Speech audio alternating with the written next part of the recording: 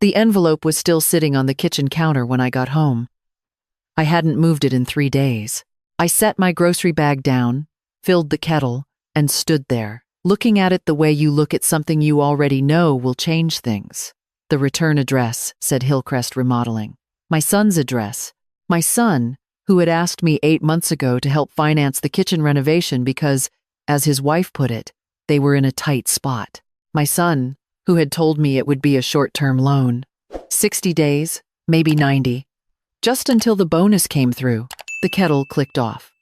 I poured my tea and sat down. I didn't open the envelope. Not yet. I want to start there because that moment my tea, that envelope, is where everything finally became clear. Not when I found out what they'd been doing. Not when I heard my daughter-in-law laughing on the phone, or when my son shrugged and said, "Mom, you have it, we don't." The clarity came quietly, the way mornings come in winter. Gray at first, then slowly, undeniably light. But I'm getting ahead of myself. My name is Margaret. I'm 64 years old. I live alone in the house my late husband and I bought in 1989, a brick colonial in western Pennsylvania, with a yard that takes me 3 hours to mow and a basement I keep meaning to clean out. I have one son. His name is Daniel. He is 37 years old, earns a good salary as an operations manager at a logistics company, and has been married for 9 years to a woman named Renee. They have 2 children, my grandchildren, both under 10, and they live about 22 minutes from my house. Close enough to matter. Close enough, it turned out, to make things complicated. I want to be honest about who I was before all of this. I was the kind of mother who drove 2 hours to watch a junior varsity basketball game in the rain. The kind who learned to use a spreadsheet at 58 because Daniel said it would help me track my retirement accounts. The kind who said yes because yes felt like love, and no felt like a door closing. I didn't come from money, and I didn't raise my son to expect it. But when my husband passed 6 years ago and left me the house, paid off, and a modest life insurance payout, I had more financial stability than I'd ever had. And Daniel noticed. It started small. That's how these things always start. And I think part of the reason we don't see them is because we're looking for something big and dramatic. A single, terrible moment. A villain twirling a mustache. Instead, it's 100 small things, each one reasonable on its own. Each one building on the last like stones in a wall you only recognize as a wall when you're already standing on the wrong side of it. The first time was a car repair. 3 years ago. Daniel called on a Tuesday night, voice tight, said the transmission on his truck had gone and the repair shop wanted $4,200, and he'd already used their emergency fund for the water heater the month before. Could I help? Just for now. He'd pay me back when the tax return came in. I transferred the money the next morning. The tax return came. He mentioned going to Disney World instead. I didn't say anything. Then it was Renee's dental work. Then it was preschool tuition, just a bridge loan for 1 semester. Mom, we're waiting on a reimbursement. Then a weekend away they needed because they were burning out. I watched my savings account drain in small, polite increments while my son's Instagram showed a new gas grill on their back deck, a trip to Myrtle Beach, new flooring in the living room. I noticed. I told myself I was wrong to notice, that I was being small, that this is what parents do. The renovation request came last spring. Daniel came over for dinner alone, which I remember finding slightly unusual, because Renee almost always came too, and after we ate, he stayed at the table and said they wanted to renovate the kitchen. Renee had been pushing for it for 2 years. The cabinets were original to the house. The counters were cracked. The dishwasher was barely functional. They had a, quote, $11,000. I asked him what he needed from me. He asked for $8,000. He said they had 3 and could cover the rest, but the contractor wanted 60% up front to order materials. He said he'd structure it as a formal loan if I wanted, that we could put it in writing. We never put it in writing. I don't say that to sound foolish. I say it because I want you to understand what I was thinking. I was thinking that we were family. I was thinking that my son had always been a good person, and that Renee, whatever our friction over the years, wasn't dishonest. I was thinking that I had the money sitting in a savings account earning almost nothing, and that an $8,000 loan to my son was something I could absorb if, worst case, he paid it back slowly. I was thinking about my grandchildren eating breakfast in a kitchen with new counters. I transferred the money in 2 installments, April and May, $8,000 total. By September, he hadn't mentioned repayment once. In October, I asked, gently, how the renovation was coming. He said it was done, looked great. He'd send pictures. I waited for pictures that never came. I waited for any mention of the money. I told myself he was busy. I told myself he hadn't forgotten. November came, and with it, the envelope from Hillcrest Remodeling. I don't know why they sent it to me. My best guess is that Daniel used my address on some of the paperwork, maybe as a secondary contact, maybe by accident. But there it was, a final project invoice, itemized, with a cover letter thanking the homeowner for their business. The total project cost, $11,200. The project completion date, June 14th. I sat with that for a moment. June 14th, 2 months after I'd transferred the second installment, and the invoice showed full payment, $11,200, paid in 2 installments, both from a joint checking account in my son's and daughter-in-law's names. I did the arithmetic slowly, even though it wasn't complicated. They had told me they had $3,000 and needed 8 more. But if the full $11,000 came from their account, then either they had found another source of money between April and June, or they had the money all along and had taken mine anyway. I put the invoice back in the envelope and set it on the counter. I refilled my tea. I stood at the window and watched a neighbor's dog trot across my front yard, and I thought about all the times Renee had mentioned being stressed about finances in the past 2 years, about the vacation photos, about the new deck furniture, about my son's air of mild, permanent inconvenience whenever money came up, as though the subject itself was unfair to him. I thought about the $4,200 for the truck, the dental work, the semester of preschool, the weekend away. I sat down at the kitchen table with my laptop and opened my bank's online portal. I hadn't looked at a full history in a while. I checked my balance regularly, paid my bills, but I hadn't sat down and read through every single line in years. I started scrolling. It took me about 40 minutes to get through 18 months of transactions. When I was done, I had a notepad next to me with a column of numbers. Transfers to Daniel. Transfers to an account I recognized as theirs. A Venmo payment I remembered as for the kids' soccer registration. A wire to a contractor I now understood differently. 2 grocery reimbursements I'd been asked for when they said they were caught short at the end of a month. A payment I'd made directly to their car insurance company when Renee said they'd gotten a notice. I added the column twice. $31,400 over 18 months. I put the pen down. I want to tell you, I cried, but I didn't. I felt something colder than crying. I felt the particular grief of someone who has just understood, clearly and completely, that they've been watched, not loved and occasionally leaned on, watched, assessed, found useful. I thought about every phone call from Daniel in the past year and a half, and I reread them all in my head. And what I noticed, what I couldn't unnotice now, was that almost every call ended with something. A need, a request, a figure, and if there wasn't a direct ask, there was a setup for one, a mention of a bill, a problem, a stress that I now understood was being narrated to me specifically, strategically, to keep me primed.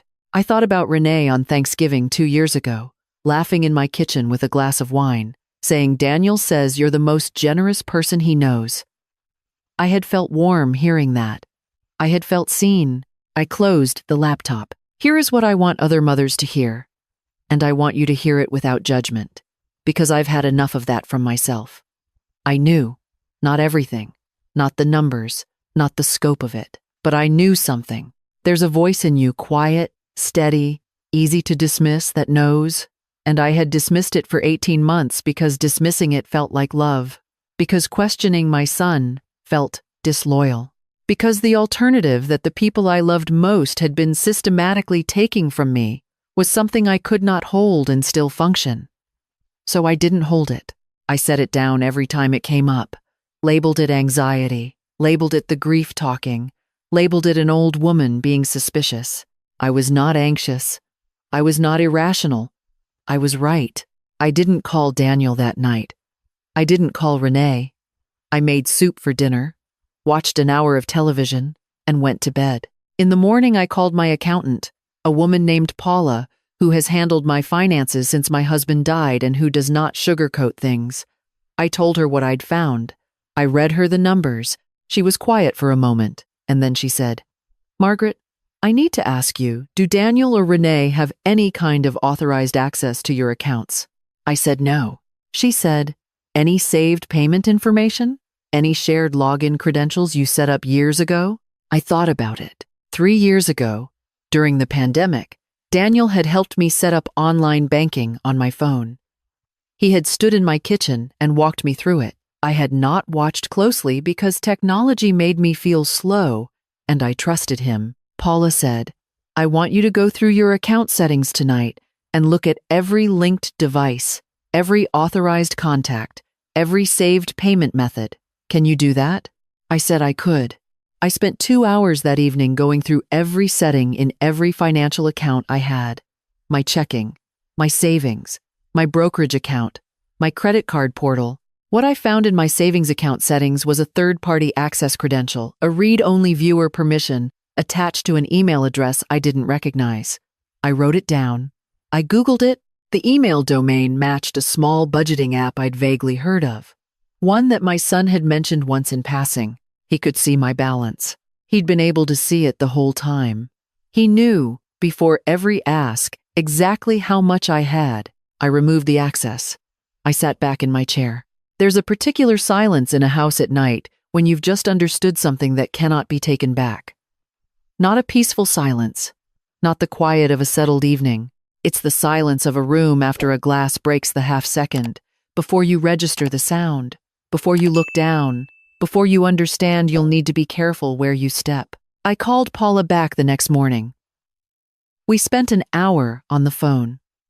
She walked me through what my legal options were, what documentation I had, what I could likely prove. She was measured. She didn't dramatize it.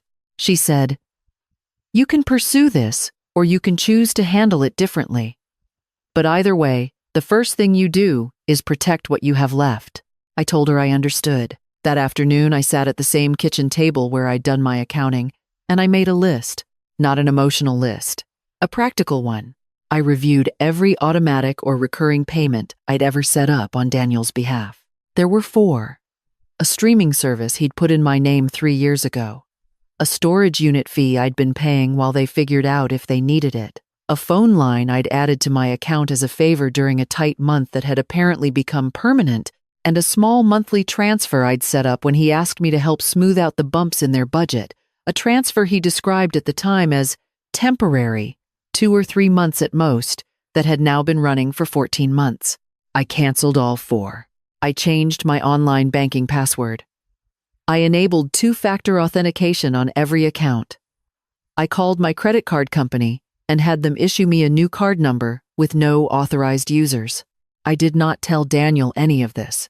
I did not call him. I did not send a message. He called me 12 days later.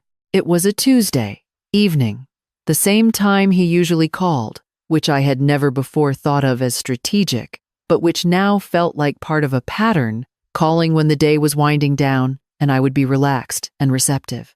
He asked how I was. I told him I was fine. He asked about my neighbor's hip surgery, which I had mentioned the last time we spoke, and I told him she was recovering well. He asked about my car, whether I'd gotten the tires rotated.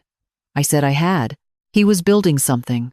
I could hear it the way you hear a change in weather before it arrives. After about 10 minutes, he cleared his throat and said, "Hey, Mom, I wanted to run something by you. Renee's been looking at these Mommy and Me swim classes for the kids, and the registration is this week. It's not a big thing, but the timing's just a little rough right now." I let the sentence sit there. He kept going. "It's only about $300, but we had that property tax installment come out, and Daniel," I said. He stopped.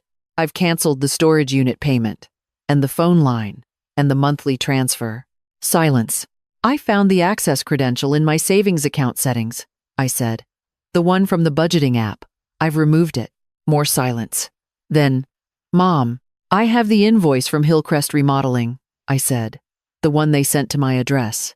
$11,200, paid in full from your joint checking account in June, 2 months after I transferred the last installment. I heard him exhale. It was not an exhale of surprise.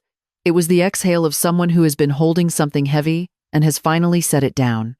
A strange kind of relief in it. He said, "It's complicated."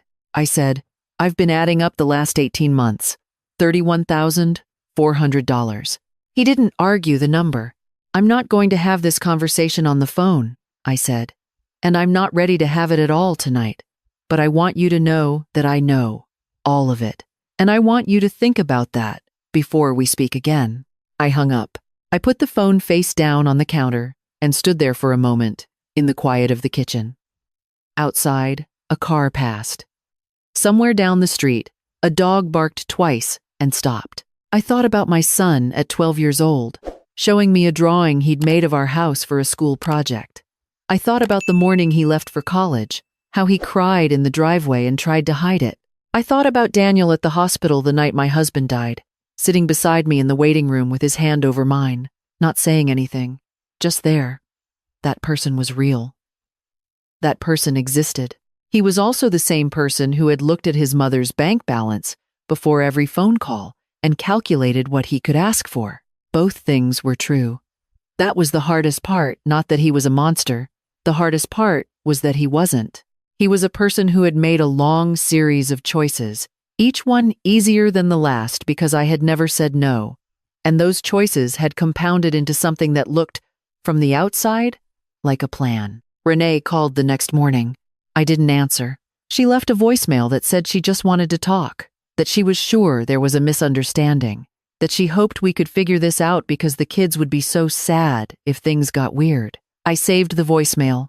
I did not call back. Daniel sent a text 4 days later. It said, "Mom, I know I handled this badly. I'm sorry. Can we please talk?" I read it twice. I didn't respond that day. I want to tell you something about the silence of those weeks, because I think people expect a story like this to be loud. Slamming doors, shouted accusations, tears over a holiday dinner. But that's not what happened. What happened was quieter and, in some ways, stranger. I went about my days. I mowed the lawn.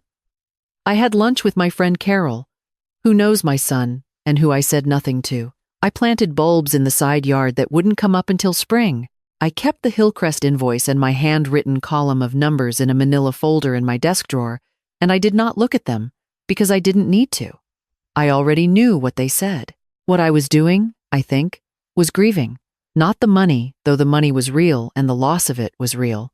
I was grieving the version of my family I had believed in, the version where my son called because he missed me, not because he needed something, the version where I was a mother, not a resource. I had to let that version go before I could figure out what was actually true. 3 weeks after that Tuesday phone call, I called Daniel back. We met at my house on a Sunday afternoon.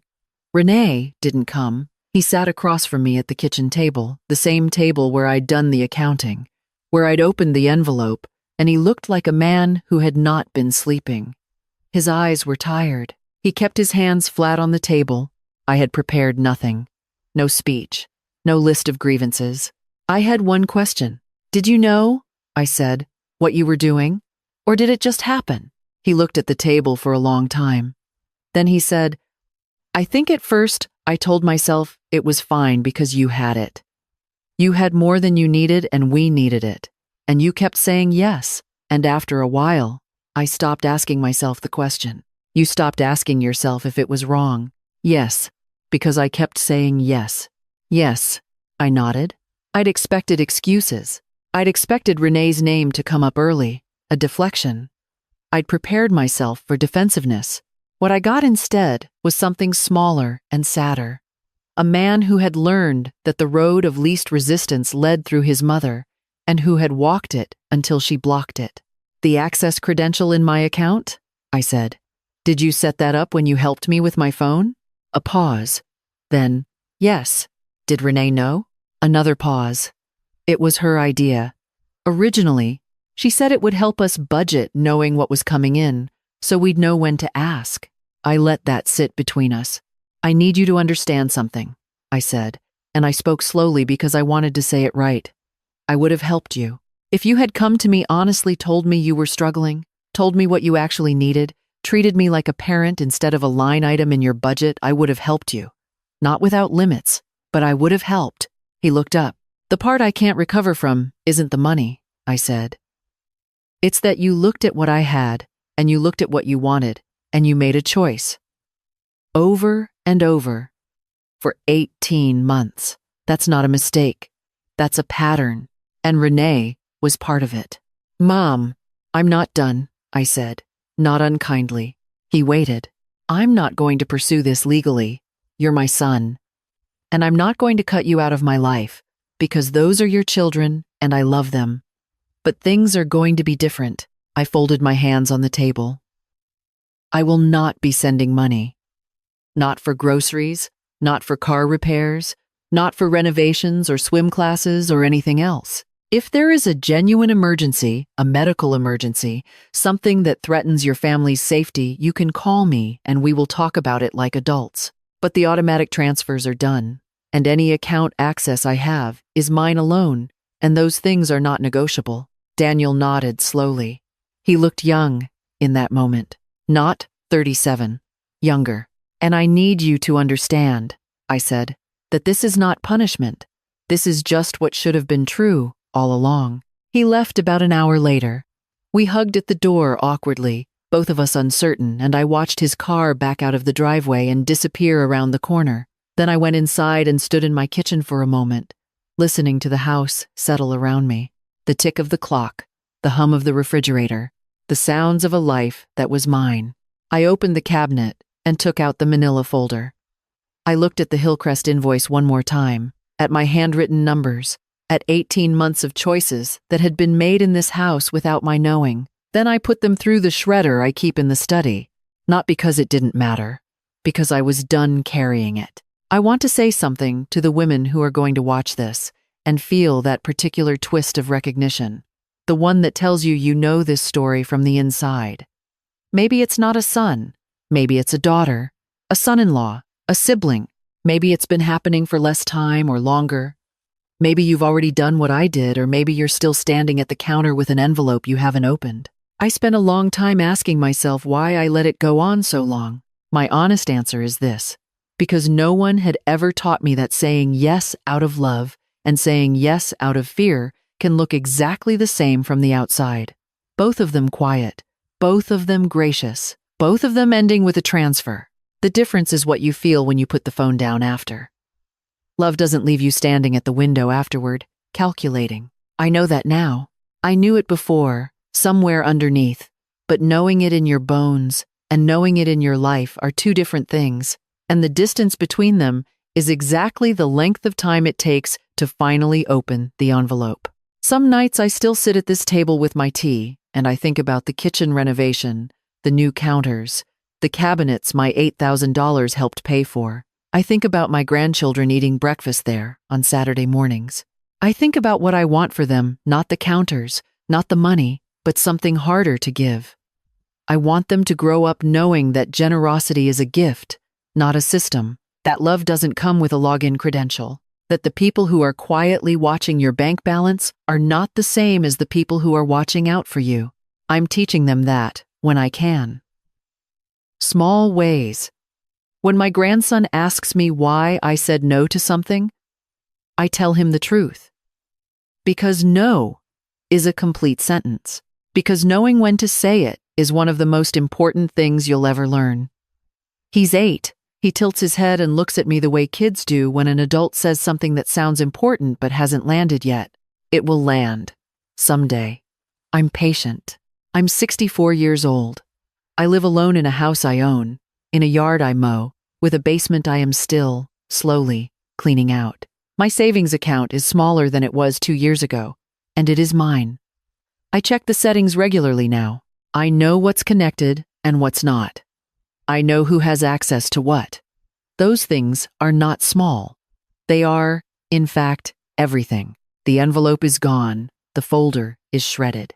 The kettle clicks off in the evenings at the same time it always has, and I pour my tea, and I sit down at my kitchen table, and the house is quiet in the way I used to find lonely and have finally learned to call something else. Mine.